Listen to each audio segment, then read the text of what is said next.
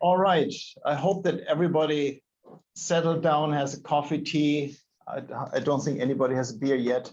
For a great session ahead of us. Great session. We have the STARS team coming from Paris as well as Berlin. Agatha and Noah are working for Rhodium, which is possibly the best analyst in many ways on the economy. They have a great guy in Hong Kong, and of course, headquarters in New York is brimming of talent. So it's a really great show. So I'm totally privileged that you guys spent your last week's findings with us. We talked before, we in many ways cross-fertilized our papers. You got the position paper, we got your findings before, and then we could actually develop our storyline based partly on what you found. And I could see in your write-up that actually we were inspiring to some extent as well. So perfect harmony there. And I guess the whole purpose of your study is just to showcase what is there. And for us, with our 430 pages, 1,000 recommendations, just showcase what could be, meaning how much could we do more if we would be allowed to do so.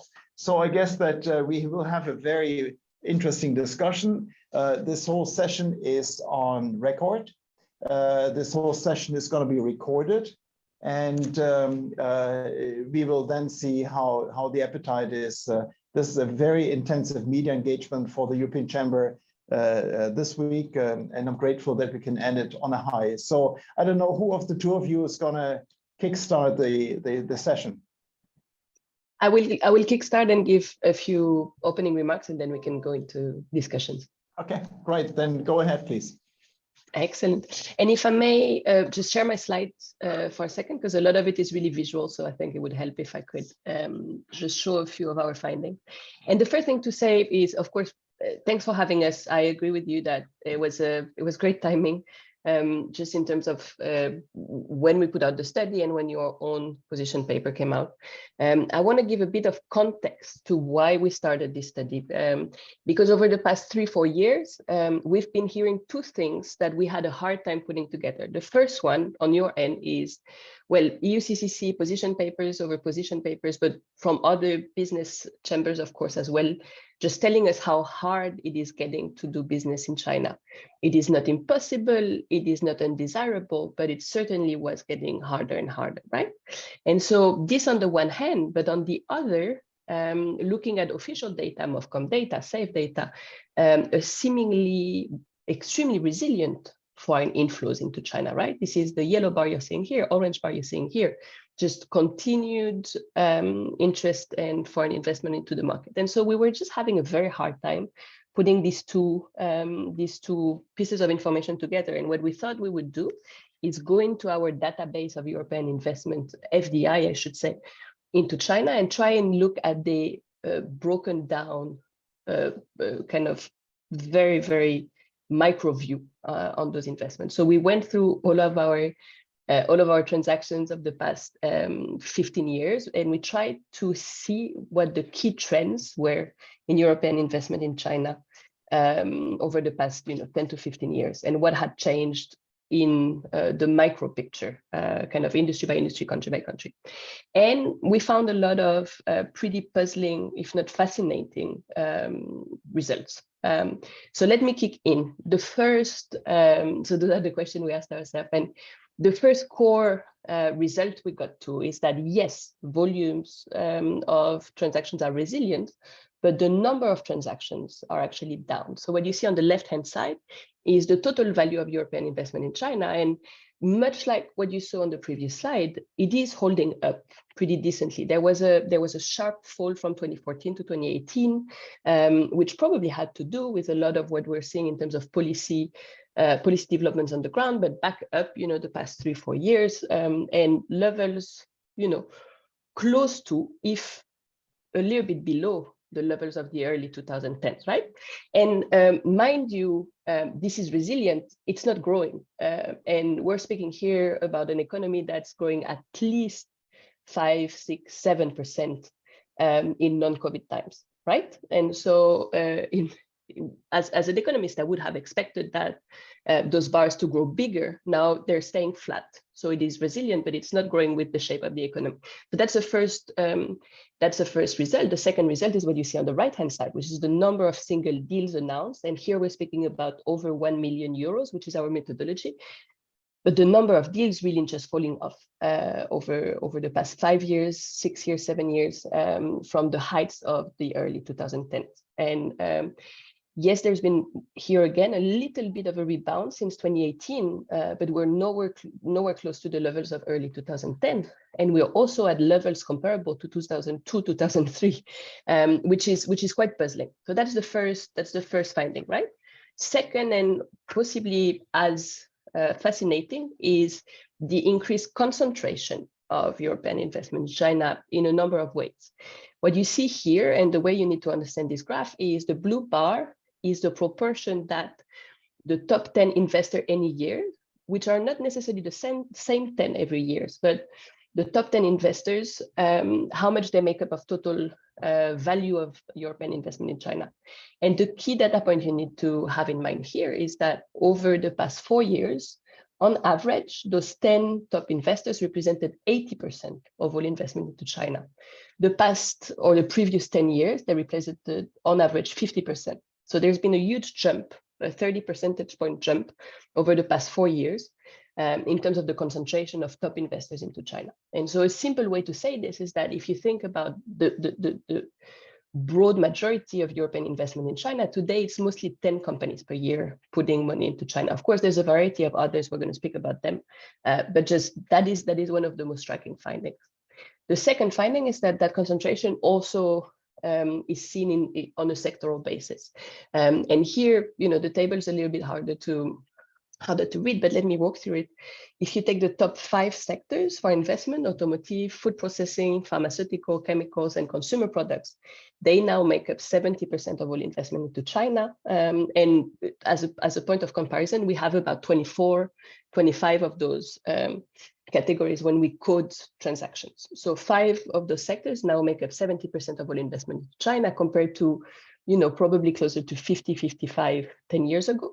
It's not as stark, but here, the one data point you need to look at is automotive. Automotive today is really just 1 in 3 euros invested into the Chinese market. So over dominance of auto in the picture. And this has a lot to do with a third type of concentration, which is what you're seeing here, which is a concentration around a few countries. So today, 4 countries, Germany, France, Netherlands, and the UK, make up on average 88% of all European investment into China the past 4 years, compared to much closer to 55% or 60% the past 10 years. And so once again, this has to do with Germany a lot, with auto a lot, and it has to do with this concentration over around a few companies. But it is also showing a doubling down of a few countries in the market compared to a whole lot of other countries in 2019. All other European countries representing a mere 5% of all investment in China. So that is quite stark as well. And so in short, European investment in China is increasingly concentrated around a few sectors, a few countries, and a few companies.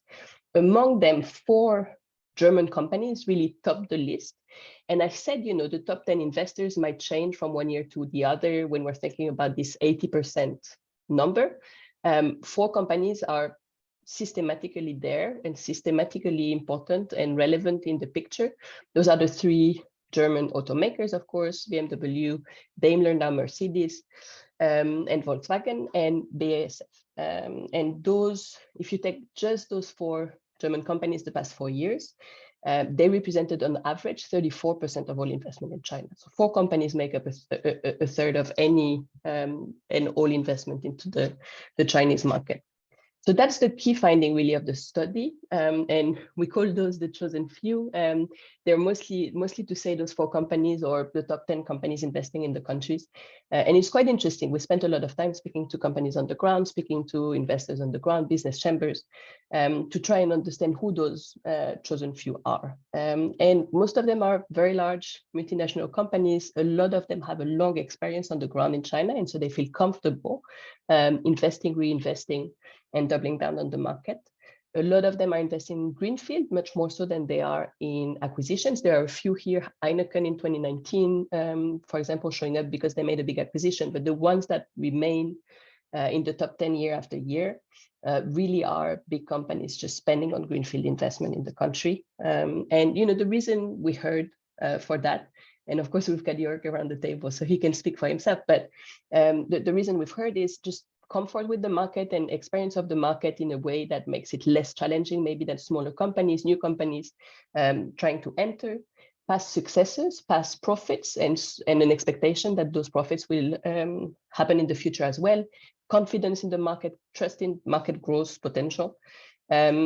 Also, and interestingly, this is where it gets interesting in comparison to 10 years ago, a lot of them facing strong competition in China. And so investing more in the Chinese market as a way to shape up in the face of increasingly competitive Chinese players in their area. And here you can think about EV makers in particular, but that's true over a number of sectors. And finally, a lot of investment going into localization. And so localization of supply chain, localization of teams, localization of all kinds of administrative capacities, all of that requires a lot of money. And so a lot of this volume we're seeing is actually taken up by a desire to shelter and localize operations as a result of Chinese policies, first and foremost, but also of growing geopolitical risk. And so in that respect, and this is extremely interesting, European investment in China today, and this is one of the key findings, European investment in China today is much more defensive than it was 10 years ago. 10 years ago, it was much more offensive, innovative, let's start something new on the market.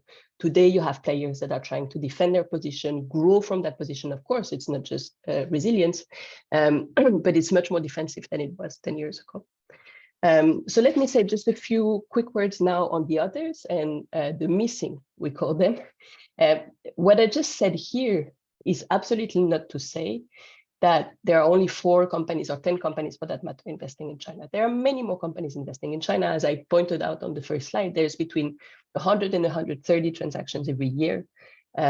So it shouldn't be deducted from what we put out that there's no one else. Certainly there are many more companies. There's fewer transactions, that's undeniable. And you know, the volume have increasingly concentrated over a few companies, but there's still 100 other companies investing every year on the market, and quite a diversity of them. Among them, you have companies from the other 3 countries, France, Netherlands, and the UK, who are extremely active in chemicals, pharmaceutical, insurance, food and drink, consumer goods. You're seeing some of the names here on the left side, from IKEA to Diageo. Those are companies that still have an appetite and interest in the market.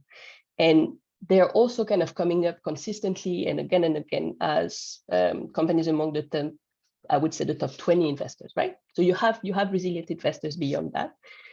Among the others, as we call them, there's also 20 to 30% of deals, not so much volume, but deals from companies coming out of Italy, Sweden, Belgium, Finland, so some of the other countries, of course.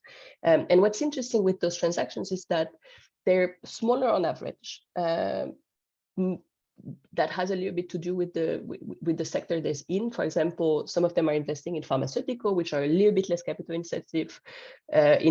Some of them are investing in machinery, a little bit less capital intensive. So it's normal that they would show up a little bit less strongly, but it's also investments that are more volatile. So you're going to see those investors 1 year here and not so much for the next 2 or 3 or 4 years. But they're still there. They're often in niche sectors, or they're often in sectors that serve some of the chosen few. So auto components, of course, specialty chemicals, certain manufacturing goods. And quite a wide array of consumer goods to be said and to be added here. And you know, one thing that we need to admit here with this study is that we have a blind spot as well, because our database only includes transactions over €1 million.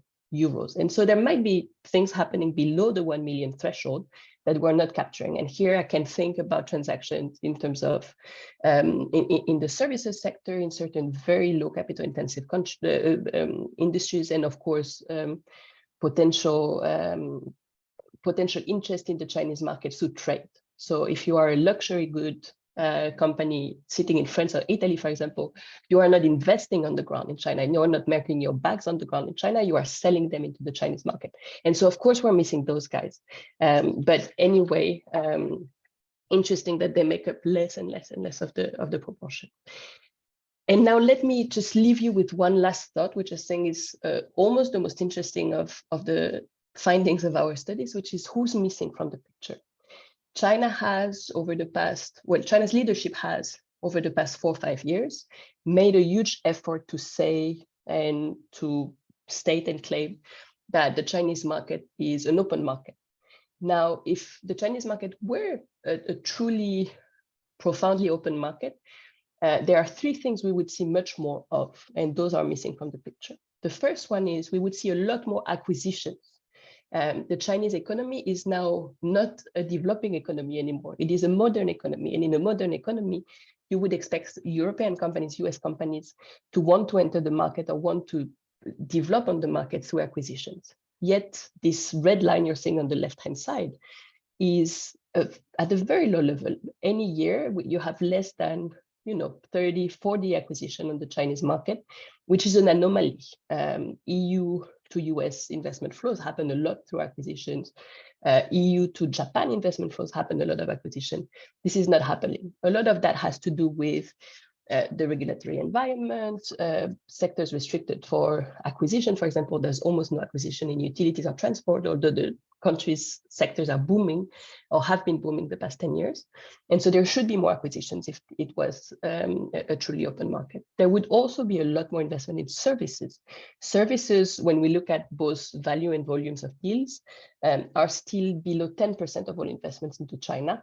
Business services make up 2%, software and IT services make up less than 1% of all investment into China. And this is despite services making up more than 50% of the Chinese economy, more than 70% of our own economy in Europe. There should be more service investment, but the problem is barriers to entry, of course, for a number of European companies, and the fact that the opening ups we're seeing in certain sectors are happening too late. And finally, if it were a truly open economy, we would see way more new entrants. Of course, a lot of companies have already invested. Of course, a lot of them arrived in the 2000s, 2010, but there are so many new sectors created in China every single year and new opportunities that you should have European companies wanting to tap the Chinese market for their new products and whatever they create that they think is relevant to the rest of the world. So we're speaking about the second largest economy here on the planet, and there are very few acquisitions, very few services transactions, very few new entrants, which is really puzzling to us. So last very, very quick word on the outlook. It's really hard to say how things are going to turn out. A lot of the uptick we're seeing in 2021, 2022 are transactions that have been negotiated pre-COVID. So we need to understand whether the trend is going to be to just leveling off and kind of plateauing or coming down. We're going to be following that closely. Of course, COVID-19 restrictions, which have really hindered cross-border investment activity, are going to be lifted one day, hopefully in 2-3 weeks' time, maybe a little bit later, but they will go away sometime, and that will facilitate cross-border investment activity. But even when and if they are lifted, political policy, geopolitical risk will not have gone away, and so this is where we're going to see, what was really driving this concentration and decline in activity. China's economy is slowing down, and our opinion at Rhodium Group is that it's slowing down for good. 2022 is not a glitch in the picture. It's actually a structural slowdown. And localization is a trend, of course, and there might be continued investment for greater localization of businesses in China, but there's also a trend, and you're pointing to it, Jörg, in your paper, around diversification, the China +1, China +2, China +3 strategy that is going up. So our only certainty here is really that this gap that we're seeing between the chosen few and the rest is going to grow bigger, because the policy environment is making it easier for companies that are big and comfortable to double down, but for smaller companies, SMEs in a number of sectors, life is getting harder and harder. So let me stop here maybe and open to discussion. Noah, you're gonna bring something, or shall we go straight into the discussion? We can go straight to the Q&A, yeah. All right. No, okay. Noah brings style to the table. He always brings something. Okay, thank you so much. By the way, Rhodium has a fantastic database developed over the last, at least I know, 15 years. Excellent data set on Chinese investment into the European Union as well as into the USA, state by state, deal by deal, and they have been covering this for a while. So this is not just a one-off. This is based on an extensive and very well-kept and maintained database. Briefly to my own company, and of course I cannot be quoted in my company function on this one is, but if the market globally, half of that is chemicals in China, you have to be in this market. If you're not at the table, you're going to be on the menu. So there's no choice there but being here. It is equally pronounced in the car industry, hence that explains why the big boys are pouring in so much money. I would first have maybe take the advantage of sitting here to have three small questions. Quarter one and quarter two. We had, after my position paper, a very interesting post by the Ministry of Foreign Affairs indicating that, obviously I have no clue what I'm talking about, because investment went up quite a bit. So they said that foreign investment in the first half of this year went up quite extensively. Now, what is the data set that you have? I mean, you have already covered that I'm aware of the first quarter. Maybe you can just give us some indication on the first quarter, the composition of investment. And I don't know anything about the second quarter, but help me not to look like an idiot here. Absolutely. Well, it is true that on a quarterly basis, European investment into China in Q1 went up not by 120%, which is what we're seeing in the chat, just because our methodology, once again, is not the same. And we can speak about the methodology that MOFCOM uses versus SAFE versus ours. Ours is transaction-based methodology. But in any case, there was a little bit of an uptick in Q1, but that's one of the three German car makers buying out 25% of their JV partners, of their JV from their JV partners, right? And so this is a one-off big transaction that we were expecting to happen for a while. When you look at Q2, the number is down again, and is actually down very drastically from the average of the past 3 years. So if you take the quarterly number for Q2, you have kind of an anomaly because of that huge deal, which is 3 billion in and of itself. 3 billion out of a yearly amount of 10 billion is of course going to create a bump. But you get back to Q2 and actually the level of, well, acquisition down again, but the level of greenfield investment is down half compared to the average of the last 4 years. So actually Q2 is going to look bad and or worse, and the whole of 2022 is likely not going to look excellent either. Right. Well, looking also at Q2 last year, it was 2.5 billion. And if you look at Q3 last year, it was 2 billion. So as a matter of fact, you can expect another session of jubilation because the base is also so low, isn't it? Exactly. The bases are low, and I think it's more interesting to look on a yearly basis. And so we'll draw the conclusions at the end of 2022. But once again, there was a glitch in the data that is not, it's important because that means that automakers are once again doubling down on the market. I'm not denying this. Yeah. But the greenfield side of this and kind of the normal side of this is actually down. Yeah, yeah. And Jörg, if I could, sorry. No, Jörg, if I can interject, we do have, obviously the paper that we put out last week was focused on European FDI in China, EU plus UK. But we do have a new paper that may go out next week, maybe the week after, which is addressing this very issue. The official numbers coming from China have been quite strong, and we're going to delve into that and sort of explain the reasons for that. So stay tuned for another note. And again, the way you're tracking it, for example, if a European company does the investment in China via Hong Kong, Singapore, Cayman Islands, are you tracking this as well? If it is announced, yes, absolutely. If we're able to get a hold of it in the press or in our databases, yes, we will. And any idea about the stock of European investment in China? So how much have we spent so far over all these years? So we would need to run the number for the exact data point, but my belief is if you take the last 20 years of European investment in China, we're about 100, 120, maybe 130 with this year's investment of stock into the country. Now, High Representative Borrell gave a speech last week where he indicated that European Union is the biggest investor in the economy of Taiwan. And he mentioned the staggering number of 45 billion. Now, that would mean that, as a matter of fact, let's say 120, 130 went into the mainland, 45 into the island of Taiwan. That looks like, if you compare this to GDP, quite a mismatch, huh? It is, and I mean, this mismatch, sorry, is very pronounced for China from any outward investor.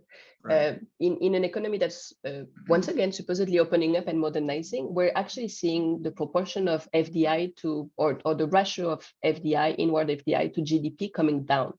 And so China is less exposed today to foreign direct investment than it was in the past. And I think this number of 120 is also staggering because I think you said it yourself, Jörg, we were exchanging about that, but this is about half of the yearly European investment into the US, right? So over the last 20 years, as much went into China from European companies as half of what goes every year from European company to the US market. So it's a completely different ballpark. We're much less integrated, much less investing into the Chinese market. And below potential. Yeah, and when you put this into perspective, again, I looked up European data, European investment, and I mean EU investment, not European. So taking out the Swiss and the UK into the United States of America last year, it was 160 billion euro. So 160 billion euro into America, 10 billion into China. Now the economies are equally sized.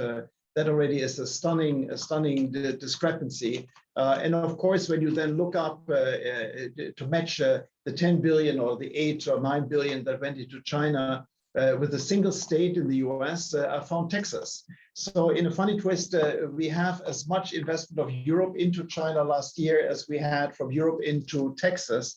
And in order to break that down into another picture is, I realized that Sweden invests more in the US than European Union invests into China. I think that puts it really into perspective. Yeah, and there are two key reasons here. The first one is policy and market access, and you've been putting this in your position papers again and again. The second is the lack of acquisitions, right, because they're so big, single ones, should push that number up. But if China were as open as it should be by now, we should see 2 or 3 or 4 times what we're seeing at the moment. European companies wanting to buy out some of their competitors in China should be many because the market makes sense. Right. Last point from my side, and then I'll open up the question to everyone online and this great group over here. Banks, European banks buying into local banks, Bank of Nanjing, for example, and so forth. Do they pop up on your data set? They do occasionally, but financial services are interestingly underrepresented. We were expecting, of course, in 2017, 2018, when the phase 1 deal and opening of the financial market was announced, we were expecting to see a lot more, and we're actually seeing very little investment in financial services, much less than we were counting on. Okay, so who's monitoring the online questions? You do? Is there anything or here local? Sure. Actually, we got a few questions from online attendees, and I'm gonna summarize them and raise the questions to our speakers. We got 2 questions from Global Times, and we got So it is according to the data from China's Ministry of Commerce. From January to August, EU's investment to China grew 123.7% year-on-year. So what is your comment on EU's FDI inflow into China, and what are the reasons behind? That's the first question we got from Okay, let's stop there. Yeah. And that one is the same answer I gave you, Jörg, which is Q1 versus Q2 numbers, the importance of that one acquisition in Q1. And I would have exactly the same answer here. There's a tangential and much more kind of methodological answer, which is that at the moment, quite a bit of portfolio inflows, and we're getting technical here, but quite a bit of portfolio inflows into China are actually being channeled through vehicles that are counted by MOFCOM and by SAFE as FDI. And so there's a miscounting of certain flows that should be portfolio flows that are actually attributed to FDI. And this year is not so much the case, but the last 2 years we saw excellent MOFCOM and SAFE numbers of inward investment into China, but a lot of that was just portfolio flows being routed into China through FDI to take advantage of much higher rates in China than the rest of the world, which was fighting with the pandemic. And so all of the rates from the ECB and from Fed were down. And so a lot of that picture was actually kind of not speculative, but investment financial flows that were miscounted. Okay, so this year's main difference was one company buying out a partner to a large extent. Hence, if you say first half of this year, the figures look good because of one company primarily, isn't it? Exactly, and we'll see for the next 2 quarters. But yes, so far this is really the key factor.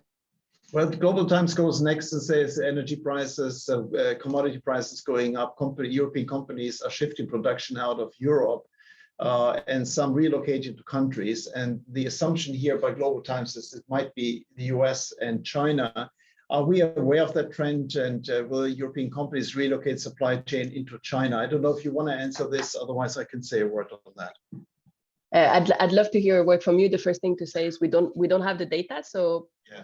I can't tell you. But the second one is we're not seeing new entrants, and so those companies are not getting into the Chinese market because we don't have them in the database, and we're not, other than what I described to you, we're not really seeing an uptick in the number of companies investing either. You saw the number of transactions per year; it's still very stable at 100, so it hasn't translated into anything that we can count yet. But once again, 2022 numbers will be interesting there. Yeah. No, and taking advantage of, partly, it depends where you are, lower energy prices than Europe. First of all, to shift production out of Europe into China over the last 5 or 6 months is very difficult. You don't do this in an instant. Second, borders are pretty much closed. So for executives in order to find out if it's better here, you rather go to energy-rich countries like the US. And yes, we see a spike of Europeans trying to take advantage of US energy prices. So I don't see really in my membership any move into China on the energy side, commodity as well. China is heavily commodity dependent, so hence we are basically competing at other markets with the Chinese, but certainly not moving into China. So I guess that is something where, again, we see a pretty low level of new investment into China. Unfortunately, this is something that the European Chamber is addressing in this position paper with 1,000 recommendations. We are severely underrepresented in China. We are severely underinvested in China. And that's the whole point about this position paper. We wish we could do more, given the size of the economy and the potential. We simply see a complete mismatch there. So, you want to take the next one? Yeah, we actually got 3 questions from Janet. The first question is it true that foreign investors stop or withdraw investment in China after the lockdown in Shanghai? No, we don't see withdrawing of investment. We see very few companies actually leaving. Stellantis with Jeep was one of these notable exceptions. We see a couple of small banks leaving. There's not much of investment there, so it's minor. We see, and I talk about Europeans, I was told that Japanese Korean investors are leaving the country far more pronounced.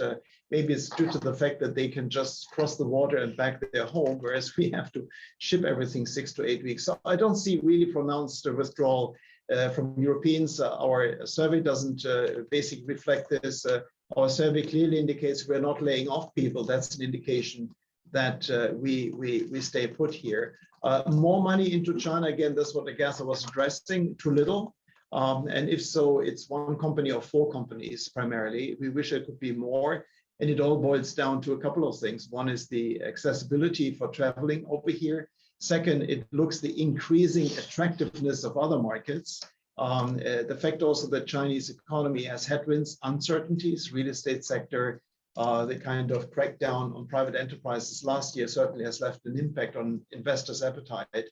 And simply other countries are not waiting for China to come back. They take brutal advantage of the fact that they can receive visitors, they can dispatch top executives and officials into the European Union in order to do that what China did best in the past, showcasing the abilities of their local economies. China, unfortunately, has cut itself off from that kind of marketing that used to be one of those fantastic specialities. Yeah, and one thing to add that came up in our interviews and discussion in preparation for this paper is that there's not a lot of exits yet, but also because you don't, if you take as your assumption that 80% of the investment of the past 20 years was greenfield, you don't really move. You can't really move a factory from one country to the next, right? And so there's probably more of a movement of putting investment on pause and saying, let's see what happens, let's slow down. And this is already a signal, right? If you slow down your investment in a market that's supposed to be growing at, well, 5.5 is out the window, but say 3 or even 3%, there should be an increase in investment. And what we're hearing is mostly, a lot of companies being more worried and putting some of that investment on pause for the moment, just in a wait and see attitude. Yeah, and I mean, recently the most high profile, at least in my country, Germany, was the fact that Opel wanted to invest and decided exactly. not to. You never know if that is done because they came too late to the marketplace and find a good reason now to get away without losing face, or if there's a real regulatory minefield they want to stay away with. So sometimes you never know if it is the market being too tough or the company having been too slow. Next one. Okay, so one follow-up question regarding that is, it is reported that more Europeans, especially politicians, dislike China. How will it impact the FDI in China?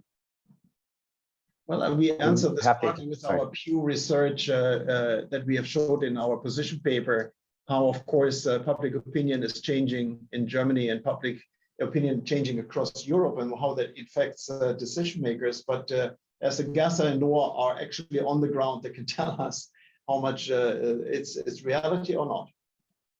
I'm happy to jump in. I don't think it's a question of disliking China. I think there's a sense that risks are accumulating when doing business in China. It's about dependencies. It's about concerns about, obviously, reciprocity, market access.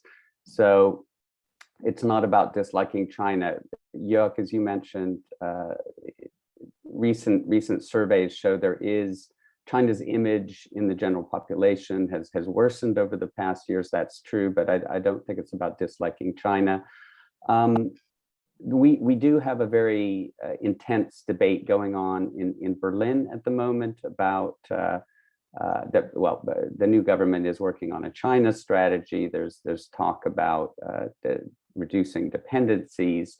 But I don't think that policymakers in Berlin or other European capitals want to sort of get into the business of telling companies where they should or should not be investing. I think this has to come from boardrooms, from shareholders. I think we can probably expect if companies have put too many eggs in the China basket or too many eggs in any other basket, that this poses some risks, and I think we'll probably see questions from shareholders about this going forward. I think what policymakers can do, and what we're seeing a bit of here in Berlin, is send messages that the government will not be there if things go south. So it's about investment guarantees, it's about tax credits, and the German government is thinking about this right now. So we are expecting German Chancellor Olaf Scholz to travel to China later this year. So it will be interesting what tone he strikes. Does he come with a plane full of CEOs? Maybe Jörg knows more about this than I do, but in the past, European governments have encouraged investment in China. Maybe we're going to see less of that message going forward. Well, I haven't heard any invitation for business executives to join the Chancellor. The business executives are busy signing up to join the Economic Minister Habeck to go to Vietnam and Singapore in the middle of November. And the Chancellor is going to join that group in Singapore for the biggest German economic session in Asia since about 3 years. So that is an indicator already. Of course, again, all these people fly to Singapore, and then before the conference, they come from other countries around Asia, taking advantage of looking around. Again, China is off the screen. I can't imagine the Chancellor comes with a business delegation, frankly. One last point on this. I think dislike is way too strong of a word, but of course the souring view of China in Europe is going to make life harder for European businesses investment in China in terms of just reputational risk. And there's no denying that. Policy actions, political actions, geopolitical actions taken by China have an impact on the perception of China outside of China. And as companies' headquarters outside of China and in Europe in particular, in the context of war on the ground in Europe, this is still going to reflect and kind of constrain European businesses' ability to be very comfortable in China. So this is undeniable, nevertheless. Well, Janet has a follow-up question of data didn't show a decline in FDI in China. Again, we have been indicating that European investment is on a lower rank, but one company made a difference. And maybe you guys can explain where the other money comes from. And I can see the next question is from Orange Wang. He actually covered this in the South China Morning Post. So maybe you guys start, and then if Orange is online, he can actually chip in his knowledge about round tripping. Yeah, I think let's maybe take some of that discussion offline for a little bit of detail. Once again, the note we're going to put out in a week's time will answer a lot of your question, Orange. So we'll be happy to speak about that in detail. Just one point here: you are pointing to increased inflows in A shares. Actually, the story for 2022 so far has been of net outflows, portfolio outflows from the Chinese market. So I just wanted to reestablish that data point here, that there was a little bit of increase in inflows, but it is matched by a bigger increase in outflows. And so the net picture for 2022 for the moment, and that has a lot to do with the Fed, of course, increasing rates, is of increased net outflows from China's financial markets from foreign investors. So just wanted to make that clear here. Okay, so you put up a teaser. So we are online next week again. I don't know if you can see Orange question there concerning, it's a very long question, so I don't want to actually read it to all of you, but official data showed 63 billion yuan net inflow of foreign capital into China's A shares via the Stock Connect schemes during the first 8 months. Credit Suisse recently said it struck a big deal to buy out a local partner. Now, again, that's the question of, is that really covered?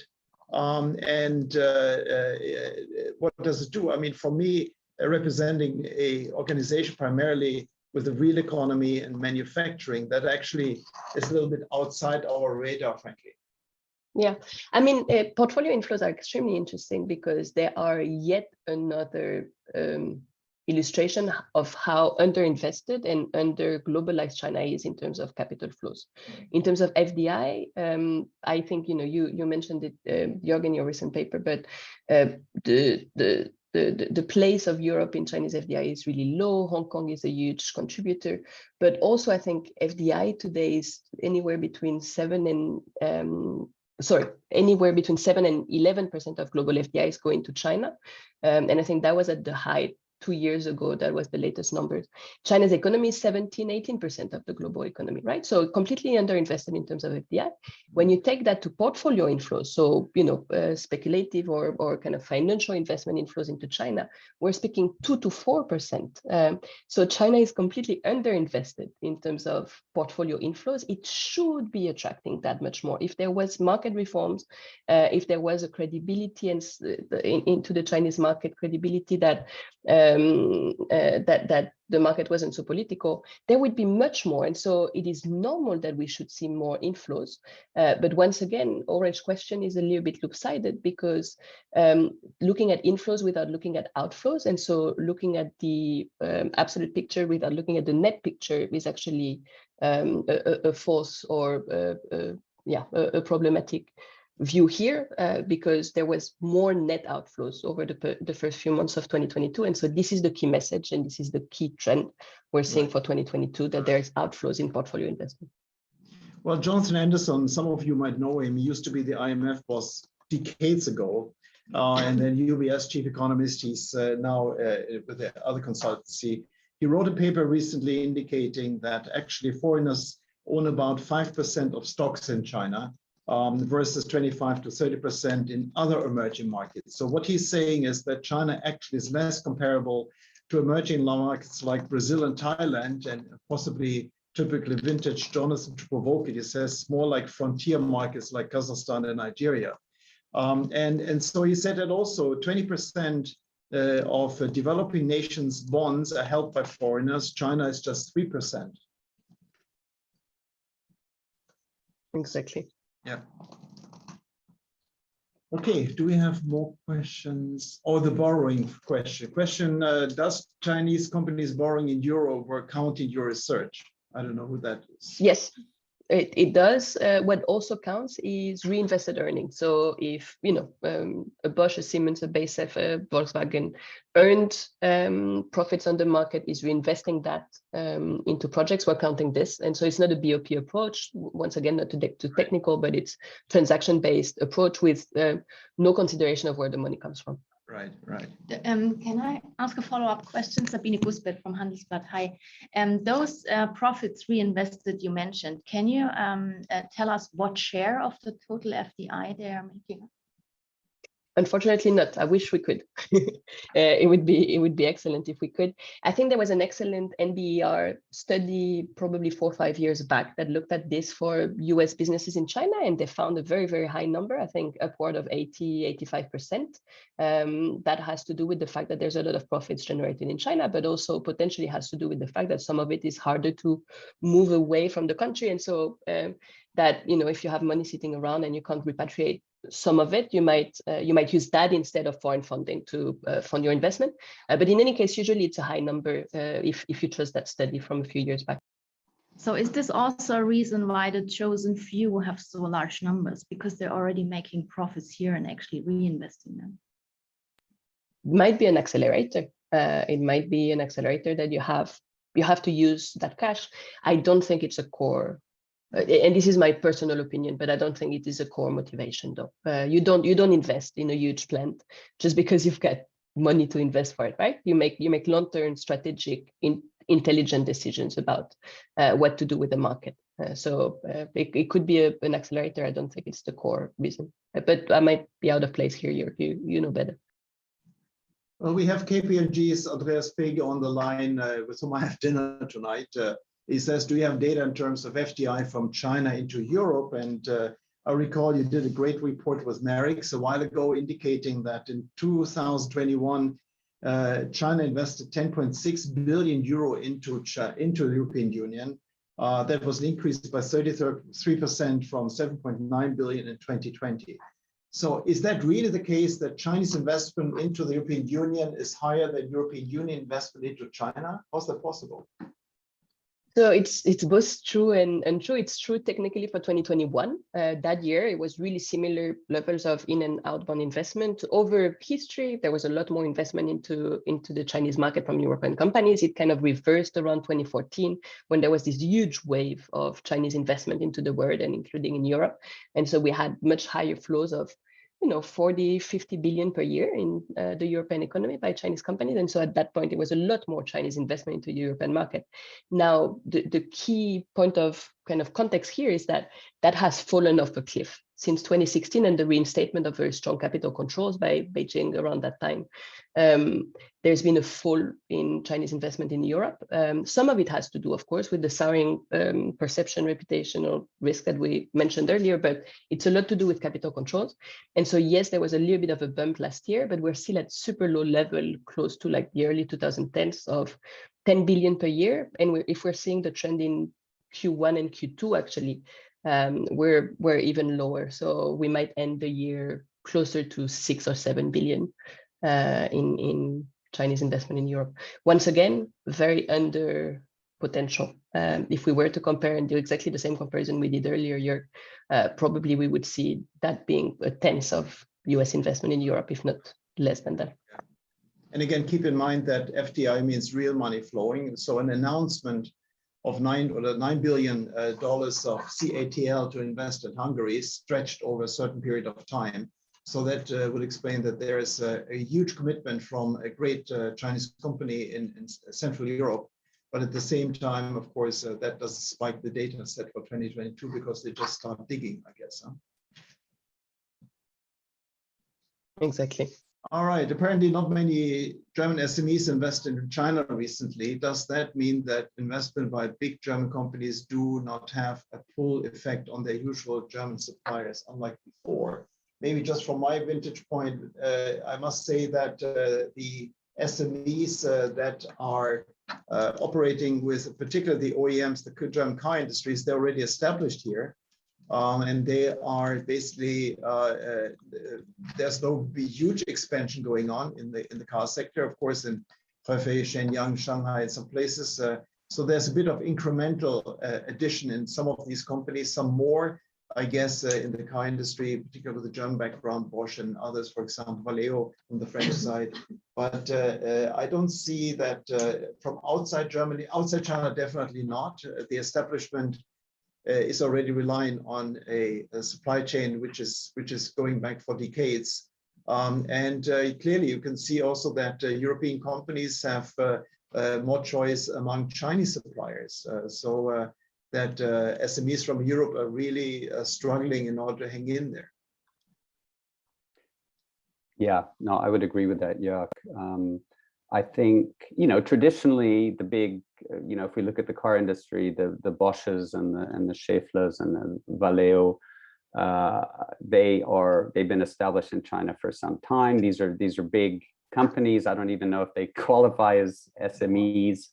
But the smaller companies, have real trouble coping with, I think, two real challenges. One, the sort of the compliance costs, the regulatory demands, and two, domestic competition, right? Because we are seeing, with dual circulation of the pressure to localize, self-reliance, and I think, as you mentioned, SMEs in China coming from Germany or other parts of Europe are having increasing issues with domestic competition. Yeah, and interestingly, we did run the number of kind of comparing Mittelstand versus big German companies, and the proportion of Mittelstand investment has actually gone down quite importantly. So it was always the case that the much bigger companies were taking up more of the space, right? 50-60% of German investment into China, but the share of smaller companies, Mittelstand companies, has halved. And so this is also something to consider, right?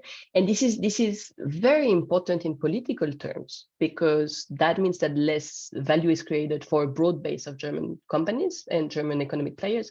And the localization trend we described earlier, with a desire to insulate a lot of and kind of double down and almost duplicate some of your organizations and capacities on the ground in China, means that you're creating less value back home from your investment in China.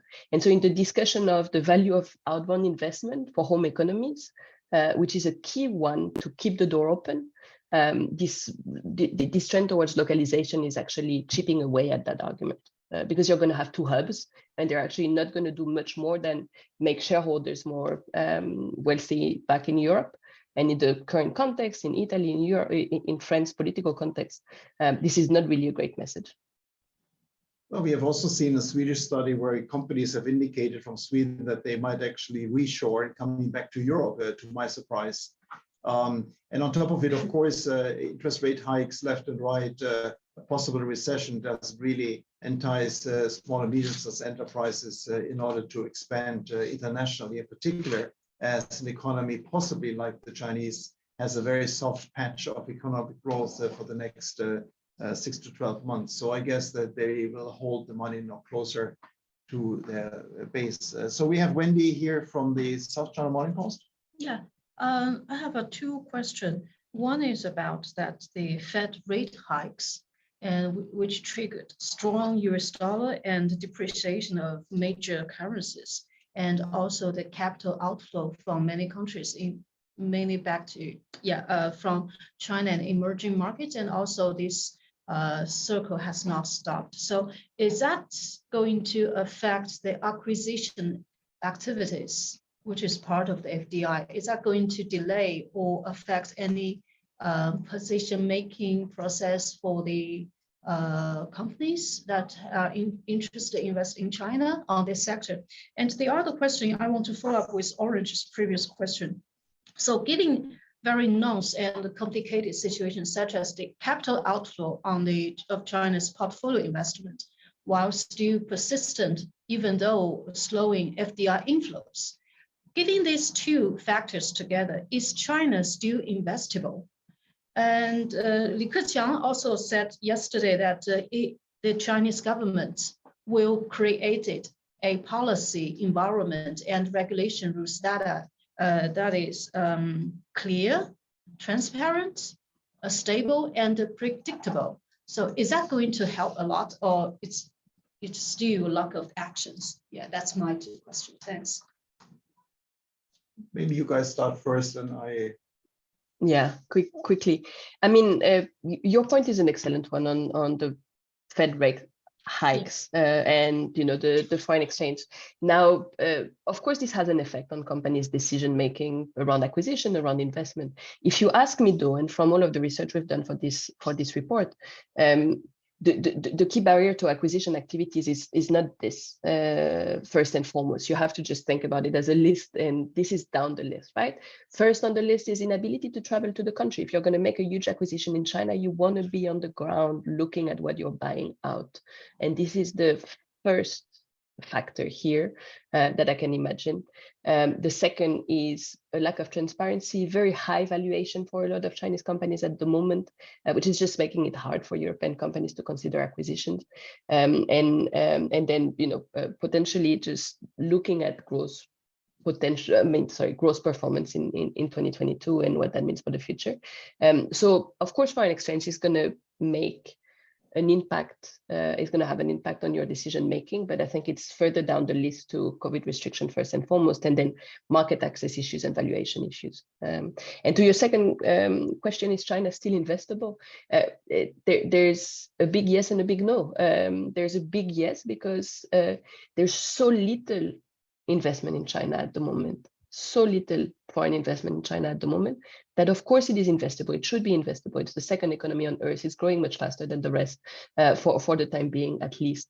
Of course it is. There should be so much more investments into China, not 100, not 100 for 20 years, 100 billion for 20 years, 100 billion per year should go into China every single year of FDI. That would be the normal level. But a lot of policies, political decisions, geopolitical decisions are making the country less attractive. So there's a bit of both, of course, but I think we should be seeing tons more of investment into China. Well, if you ask the currency question, I think that again will lead to the fact that the big boys that have major operations here can actually invest out of their retained earnings, will actually keep going, given the importance of the car, the chemical, or some other segments of the economy, because frankly, there's no real money flowing from headquarters anymore. So we do it in-house, so to speak, and hence there will be no let go from those companies. They will keep going, clearly, not to lose the race. Second on, is China still investable? Well, when I handed over this morning this position paper to Vice Minister Guo Ting from MOFCOM, I said, yes, highly investable. We have 1,000 recommendations where we can actually help you to get more European investment into the Chinese economy. I wouldn't say there's a line outside China waiting, but definitely there would be a major appetite. But again, 1,000 reasons not to do so now. The upside is there's 1,000 reasons in order to change that and put Li Keqiang's promises as a rubber on the road, so to speak. So there, it is investable. The appetite is there in Europe very clearly. But again, the hurdles are high and China's far away in many ways. So more could be done. And as Agatha said, given the size of the economy, something similar that happens in the US, 150, 200 billion euro a year could be done, replicated at least to some extent. Less than 10 is really not acceptable. And then again, is China investable? You have to look into the PMI. You have to look into what Chinese companies are doing right now. And they are extremely cautious. You have fixed asset investment going up for streets and houses and whatnot. Is Chinese investors really believing that their own economy is investable? And that remains to be seen, because the PMI data is a little bit less optimistic. But again, as I pointed out in position paper, we have maybe a glitch 1 or 2 years. The long-term picture is always China, even if it has a low trajectory of growth, is still very interesting. But again, missing out on a lot of opportunities. But again, the question is, when is China going to rejoin the international economic community by opening the borders and being attractive again? And that's, of course, all down to COVID policies, vaccination, and so forth. And again, Goldman Sachs came out with a report yesterday indicating second quarter next year. The European Chamber believes, based on immunologists, that it might be a third quarter next year. Next year is a long way gone. It's a long way away from here. Do we have more questions? Yes, you're welcome. I'm Yoko Kubota from the Wall Street Journal.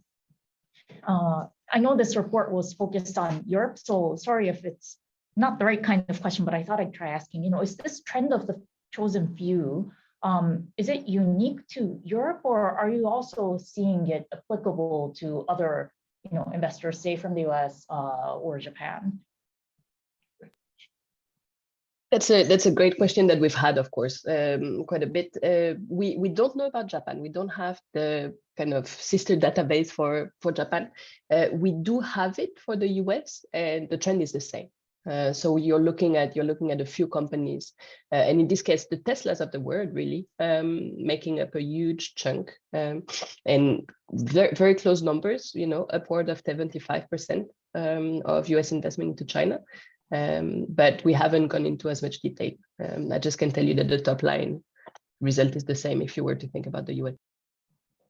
Okay, you just mentioned Tesla, but any more trends you might be able to share? Like, is it automotive quite, similar to the Europeans, or do you notice any other standout sectors?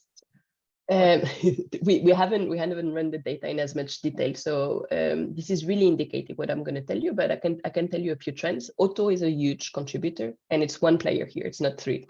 It's really one. There are a few more, but you've got chemicals as a big trend as well, and this is and petrochemicals, and this is also the same as what we see with Europe. For a long time, there was a lot of entertainment investment. Of course, since then there's been a tech crackdown. But Disney, for example, was a huge investor in China for a long while, year after year. The one key data point that is kind of dwindling away is ICT. If there was one shock from the trade war, and we shouldn't call it the trade war, we should call it systemic competition between the US and China at this point. It is an US ICT sector that has almost disappeared in terms of investment into China over the past 5 years. So it used to be one of the biggest sectors, and it's come down drastically. Additional sector that I can think of is pharma and healthcare, which is also a big trend in Europe, by the way.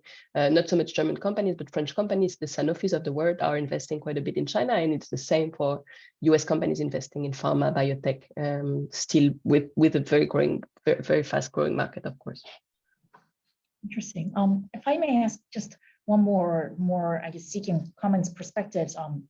We talked a little bit about the diversification trends, China plus one kind of thing. And I was wondering if you might be able to just share like any latest observations you might be able to offer in terms of this trend. For the moment, unfortunately, we're basing ourselves on anecdotal evidence, right? So we've spoken to a lot of companies for this, and we're hearing, as Jörg was saying, more talks of pausing investment than we're hearing of moving investment for the moment. But we didn't hear anything about moving investment a few years back. So the fact that this is, being thought through is a change in and of itself. We're also seeing and hearing a lot more companies tell us about their China plus one strategy. And a strategy doesn't mean that you're necessarily acting on those yet. But it is anecdotal because we haven't got the ability with our data set to kind of systematically look at that. And this is something we would certainly want to do. And maybe I can add a few words there. I was in Frankfurt earlier this week participating in an event hosted by the VDMA, the Mechanical Engineering Association here in Germany. And a few companies presented. I was struck by the push for localization. So ramping up production in China by firms that in the past maybe were not producing in China. Maybe they had sites there, but they were not producing there. But also diversifying and looking for other markets. So important message that I came away with, was localization and diversification are not mutually exclusive. As a company, you may decide to localize, to retain access to the Chinese market, of course, and also to shield yourself from sort of decoupling pressures. A number of companies mentioned reducing, trade-related costs, customs duties, reducing freight, transportation costs, being closer to the customer by localizing. But at the same time, establishing another production site in India, Vietnam, or Malaysia to serve other markets in Asia. So that's the classic China plus one approach. So localization and diversification at the same time. Right. We have another question. What is the impact on ESG investment standards on choosing to invest in China? What's the impact? Sorry. Cover that actually. It is one where I don't have an answer, but maybe my lack of an answer is an answer. This wasn't brought up in any of our discussions, so I don't think it's impactful in that we haven't heard anyone mention it in our conversations. Well, the trend line that we see over here is that decarbonization is going to play a major role. Meaning that Chinese companies want to establish operations in China, being pretty much on the safe side that they can source renewables. That environment, the carbon footprint pledge globally makes company choose either within China, as particular North China has a very strong coal footprint in the energy. So some companies I know of, we're looking at Southwest China, but now those poor fellows are lacking rain.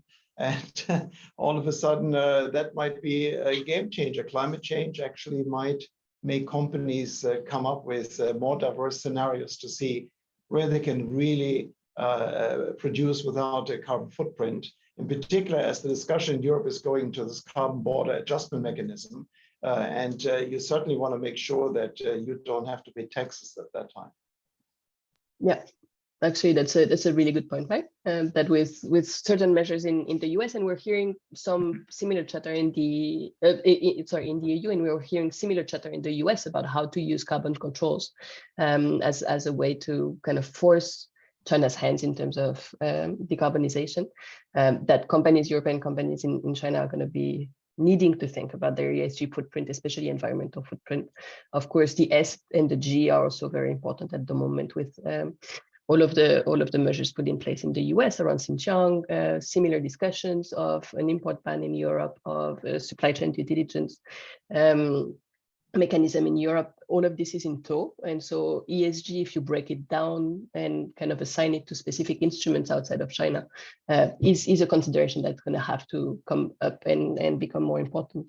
On decarbonization more broadly, one of the striking findings from our data, though, is that there's an absolute underrepresentation of European companies in terms of utilities and energy, because those sectors are so close to European investors at this point, because they're, public procurement led, because they're very restrictive, because they're very regulated, means that European businesses will have to follow the trend of decarbonization in China. I don't know that they're going to be able to ride the wave and kind of take as much advantage as they should be able to, given how much is in tow in terms of decarbonization in China. So it's a very exciting set of sectors, very exciting topic for a lot of European companies, but the market access barriers around those sectors are even higher than in a number of others.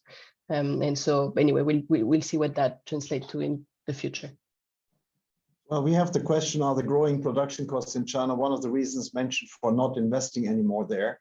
Of course, for Chinese companies. Chinese companies are moving out much more than foreign or particular Europeans, where I think really they're not leaving. Because they are more labor intensive. They are more invested in industries that might move into Bangladesh, Thailand, Vietnam, and so forth. And of course, then Europeans have to see, when my customer is moving, I might have to consider moving too. So that might be a consequence. So when it comes to growing production costs, actually, I think it is more seeing where the flow goes from Chinese investors, where they're heading, and then see if your product actually fits theirs, and then you might leave too. Yeah, and I mean, from what we see, the move out of China because of rising labor costs in particular, that's happened already. This is almost a story of the past, right? The companies that were in China for cheap labor have moved already. A lot of Chinese, as you say, a lot of European companies, US companies, Nike and the likes have moved to Southeast Asia for the most part. And so remaining in China are companies that, of course, are worried about production costs, but that are much higher tech manufacturing or in different sectors, are there in China for the Chinese market, and are also a little bit less sensitive to rising production costs. Now, of course, a tremendous amount of inflation or disruptions to value chain from climate-induced events. This is all things that can ramp up production costs through delays and through disruptions in a way that's extremely painful. But just to say that story about kind of production, especially labor costs, move away from China, this is almost a story from the past. So what we're seeing today is different. Well, actually, you can twist that question a little bit and say, in this growing production cost, moving companies, actually, the likes of Adidas, Nike, H&M, and so forth, actually, they have virtually no investment in China. They actually are sourcing. They have, I know one of those companies has 645 factories lined up that, of course, have been also impacted by this recent social media shitstorm, so to speak, where they had to leave China and produced elsewhere. So in a way, we can see that actually those sourcing is changing.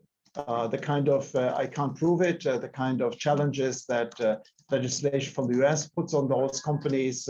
So in a way, it's not necessarily production costs, that's labor costs, and it causes the contract companies in order to move out. But the sourcing is also changing, that international companies are struggling in order to prove that their forced labor question in the supply chain has been resolved, has been proven there's none. So in a way, sourcing changes not only because of production cost, but also because of the whole legislative environment in which those companies are operating. And that means that they might actually friend-shore and go to countries which are less challenged by foreign legislation, in particular from the US. Li Wei? Yes, we have to move. All right, Li Wei from Caixin is here. Yeah. So a couple of questions. I think our Wall Street Journal friend just asked about whether other regions also exhibit this chosen field trend.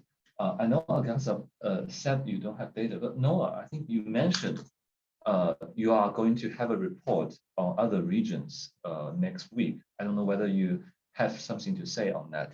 And second, one of the reasons that there is big discrepancy between the Moscow data and the feel we get of fuel and FDI is Chinese local governments ask Chinese companies to disguise themselves as foreign money through Hong Kong. From what you know, is that a severe thing? Does your data take into account that? And last one, I think someone mentioned some European companies now, given the energy crisis and recessionary situation in Europe, want to seek other markets outside of Europe. But in China, there's also this similar situation. Chinese companies increasingly realize getting this intense competition between Chinese firms within China in a slowing and COVID-stricken economy is not working. They are also seeking foreign markets. So from European company perspective, is the Chinese market safer or the European market safer? I can, all very good questions. The note that we're coming out with next week is very much focused on broader inward FDI into China. So not just European as the chosen few note focused on, but looking at the data, looking at some of these issues around money going through Hong Kong that you also mentioned. But this note will not look at other markets, you know, Vietnam, Malaysia, India, etc. But this is something that we keep a close eye on, and I'm sure we'll be producing something on this at some point in the future. On your point on Hong Kong, absolutely. Hong Kong is still the main foreign investor into China. It's really hard to tell apart how much of it is, of course, certain European US companies investing through their Hong Kong branches into China because of some of the ease of doing so. But we do know that a large part of that is Chinese companies. And what you're saying here and what you're kind of reflecting with your comment is that there might be even more of that happening over the past few years. But certainly Hong Kong is actually the core black box here.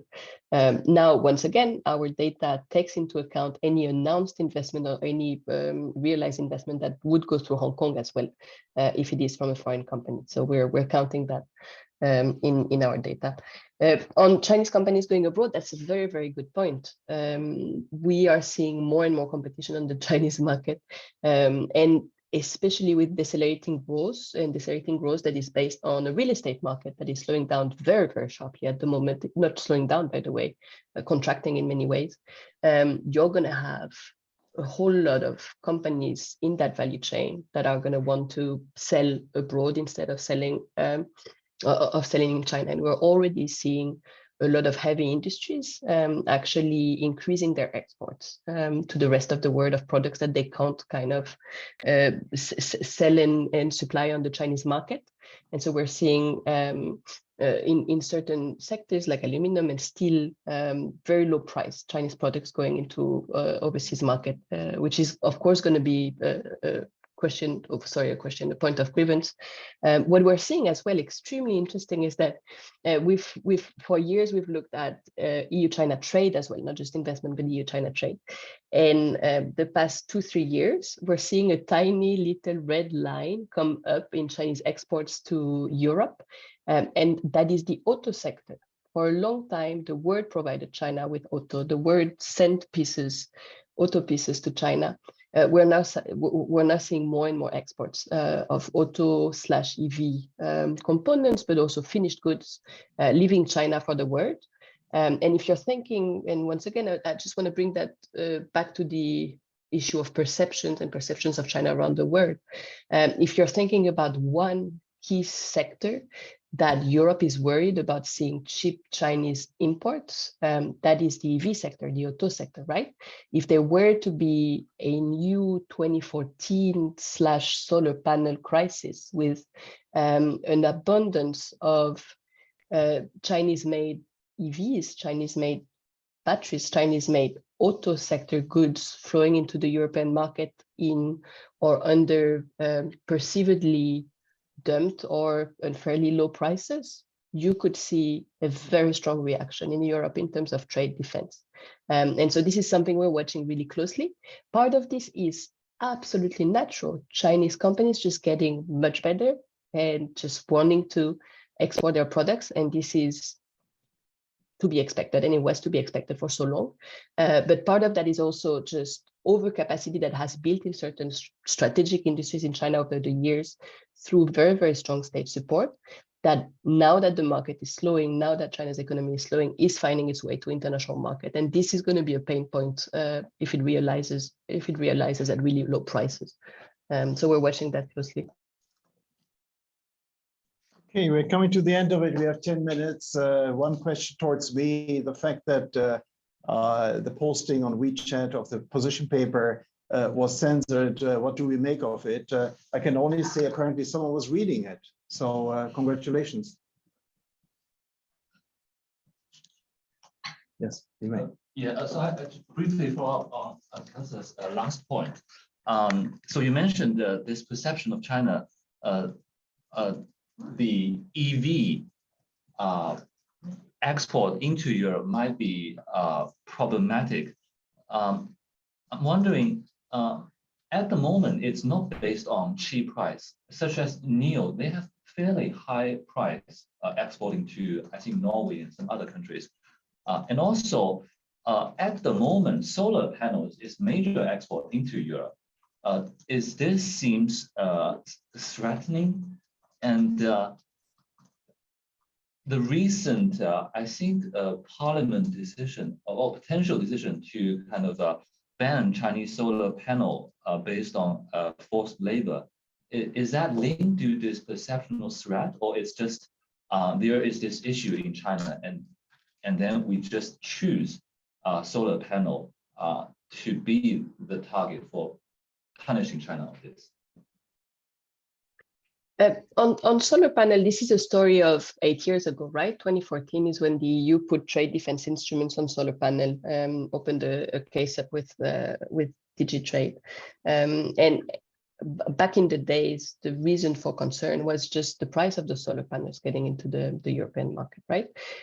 Today, we're ever more dependent on Chinese solar panels than we were in the past, because those prices have remained extremely low, and European industry has not recovered from the shock of very, very low price Chinese solar panels on the European market. And this is my personal opinion, and I would be interested in Noah's perception here and just his response here. But I don't think that there is necessarily a strong link between Parliament wanting to ban solar panel for where they come from and their sourcing materials, and the issue of prices. I think the issue of prices was one in the past, and I'm citing it because at least, you know, from people I'm speaking to in Europe, they're seeing EV as a potential repeat of solar panel. They're afraid of it. I'm not saying that it is the case yet. And as you're saying, I was actually in Norway, and I saw in one of the Neo shops there. It's really an Apple store all over again. It's fantastically beautiful. It's great. It's super high prices. It's very well branded. The concern is what next? You know, Neo is one, but what if 3, 4, 5, 6 companies in China, some of them less priced, some of them very, very pressured to just kind of get rid of some of their inventories on the Chinese market? What if those arrive on the European market? So it's not yet realized. I want to say that very clearly, but it's something that is really high in the list of concerns about the future. The same way as really cheap solar panel imports into the European market did hurt the German, in particular, European industry in the sector until today. 80%, once again, I think 80 to 85% of solar panels are sourced from China because of those low prices. So there's a sense that if that were to happen to Europe's auto industry, that would be dramatic. And of course, I can only agree with that. So I don't think those two are linked, and I don't think we're yet seeing a flood of EV products on the European market. But with China's growth decelerating, it is a possibility that we're going to watch. But no, I don't know if you want to add anything on the solar panel case in particular. Yeah, I mean, I think you're right that this was mainly seen through a trade lens a decade ago, and now it's become much more focused on forced labor, Xinjiang, etc. So I don't think the European Parliament is doing this to punish China. I think it's legitimate concerns about forced labor. I think Europe and the US have a real challenge, but Europe more so, because Europe is weaning itself of Russian energy, especially the country that I sit in, Germany.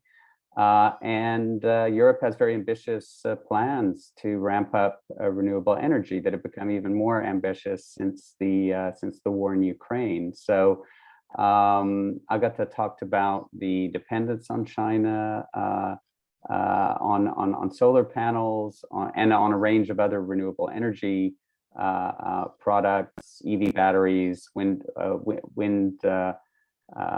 energy.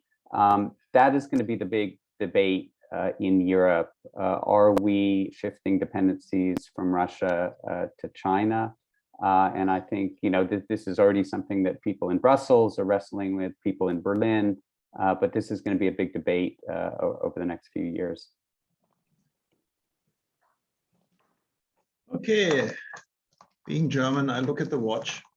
Can't help it, it's in the DNA. Noah, you did a great job in building up suspense for your report, really. You didn't leak a thing. Congratulations.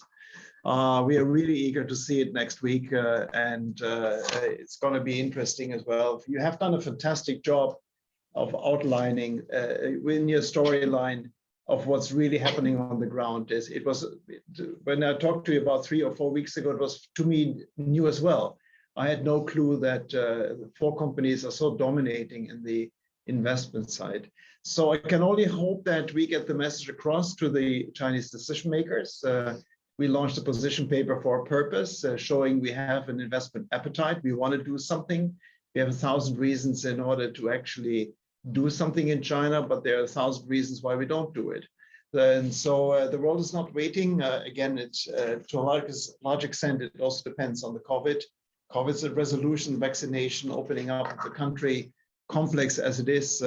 Anyhow, you did a great job. Agatha, thank you so very much, and Noah, for doing this. And again, once you send us the report, we can then get the same crowd again assembled and listen to you both explaining what the hell goes on. Okay, so have a nice weekend, and to all of us here in China as well as in Europe, and enjoy the evening. Take care. Bye-bye. Thanks so much, Jacques.